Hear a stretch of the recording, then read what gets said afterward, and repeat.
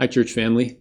Today I've got a little bit of a message for you that just kind of popped into my head this morning as I was spending time in the Word, and it really actually ties in with the sermon that we heard this past Sunday from Ecclesiastes really well. So just some additional passages that speak about joy in the Lord, contentment, and how we need to pursue that and how we can have that today and every day of our lives. So just want to consider a few passages with you. I think we'll look at 4. And the first one is in Psalm chapter 3 in verse 7. So here in Psalm 3, David is praising the Lord. He's praying to the Lord. One of the things he says there in verse 7 is, "You have put more joy in my heart than they have when their grain and wine abound." Now, so he's talking about God gives us more joy than we have everything we need, basically. So back then, wine and grain, and it's like all of your necessities are provided. They're in abundance. There's plenty to go around. There's feasts. There's joy. Nobody's wanting anything. There's no lack at all. And he's saying, God, you've given me that joy, or more joy than that in my heart. And you know what's even more amazing, he's writing this in a really challenging situation, it seems. People are after him, as was often the case, and yet he still says, Lord, you've given me more joy than when I've got everything I need. And so that's certainly something we want to apply to our lives. But that got me thinking also, that's not the only time we have this teaching about joy. When you look at Habakkuk chapter 3, which is another really familiar passage, we have the other end of the spectrum. So in Psalm 4, David's talking about how he's got everything he needs, and he's got more joy than that. Now, here in Habakkuk, in verse 17, it says, "Though the fig tree should not blossom, nor fruit be on the vines, the produce of the olive fail, and the fields yield no food, the flock be cut off from the fold, and there be no herd in the stalls." What does he say? Well, I give up. I don't have any joy. No, he says in verse 18, "Yet I will rejoice in the Lord. I will take joy in the God of my salvation. God, the Lord, is my strength. He makes my feet like the deer's. He makes me tread on my high places." Now there's the entire opposite situation. There's nothing. There's no food. There's no herd. There's no livestock to provide food. There's no olive tree, no fruit on the vines, there's no wine. And you would think, well, maybe there's a different response, but no. Yet I will take joy in the God of my salvation. And so I think that's just useful to think about in our lives. No matter what's going on, we need to have joy. We need to pursue joy. And if we're pursuing joy in the things that we have and in the circumstances that we have, like we heard in Ecclesiastes this week, we're not going to have joy. It's got to be in the Lord. That's where both of these verses are pointing. In Psalm, it's you, God, have put more joy in my heart. It's actually God that's put that joy in your heart, not the abounding wine and grain. And here, it's not the lack of it. It's not that he's missing out on those things that gives him joy, but it's that God is still there. God is still the God of what? His salvation in verse 18. So just some encouraging things to think about. But in terms of application, I think the Apostle Paul, this is how he came to this conclusion. He's studied his Old Testament. He knew his Lord well.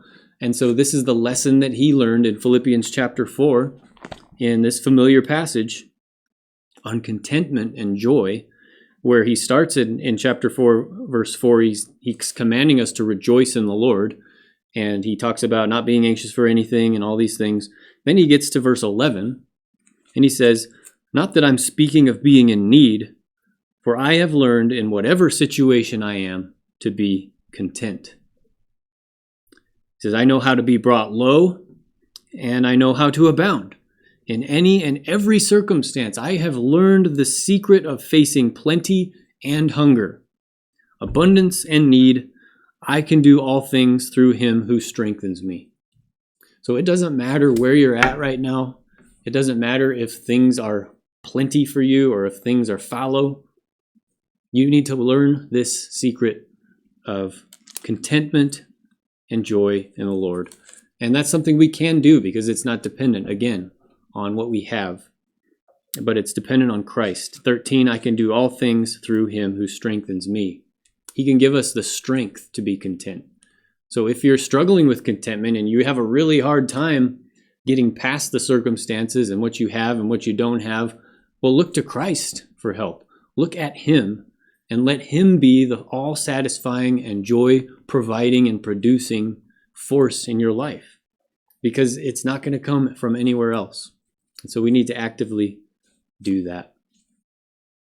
I've got one more verse that I think in terms of application can really help us as we think about these things. And this one is in Proverbs chapter 30. Here in chapter 30, this is in verse 8. In a prayer to God, he says, "Give me neither poverty nor riches. Feed me with the food that's needful for me, lest I be full and deny you and say, 'Who is the Lord?' Or lest I be poor and steal and profane the name of my God." Which I think this is a real good practical prayer that we can pray to the Lord right now. Lord, give me neither poverty nor riches. I don't want to be so rich and so well off that it's just a constant temptation to think, I don't really need God. I'm pretty happy with all my stuff. What happens when that stuff's taken away? But so the idea is just to continually be reminded that we need God. And so we can say, don't give me riches. I don't need that extra temptation in my life. That's something we can pray for. That's not to say it's wrong to have riches, and if God has made that the case in your life, then certainly pray, Lord, that I would not forget you, and that I would give you all the glory and credit for what you've done in my life. But then he also says, don't give me poverty, so I won't have to go and steal my food and profane the name of my God. Lord, provide for my family so that I can just go about my business in a Christ-honoring way, providing for those that I'm responsible for, and continuing to give you the praise and the glory and the credit for your work in my life. One final passage that just popped into my head is in 1 Timothy chapter 6. We'll look at this one as well.